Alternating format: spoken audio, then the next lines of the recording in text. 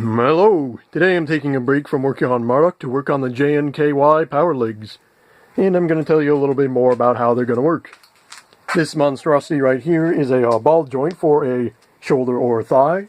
I'm planning on this specifically being the thigh because legs are more impressive. It's a similar two linear actuator method as I demonstrated with the shins.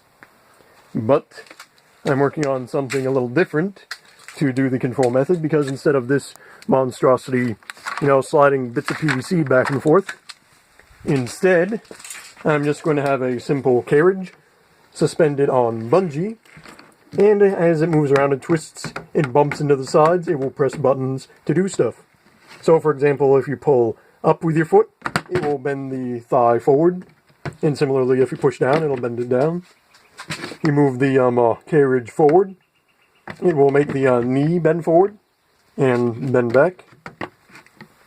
If you twist it, it will make both of the linear actuators here go the same way, making the thigh bend outward. Well, twist outwards in sort of this motion, And similarly, since these sides are opposites, if you just press from side to side, it will actually make the thigh sort of twist outwards in this sort of motion. And this is all going to be operated by just push buttons. Ain't that nice? Simple, efficient, elegant. You might recognize this piece. This actually belonged to Judd McStud when I had a sort of assistance for lifting him up with legs a few weeks ago. And I've got a linear actuator on the thigh right there. Nothing is wired up yet because I still have to, PVC cement a lot of this stuff because, these are some old parts I'm using, so they're a little more likely to slip. Unlike those new parts I used for the thigh that shin that I demonstrated a few weeks back.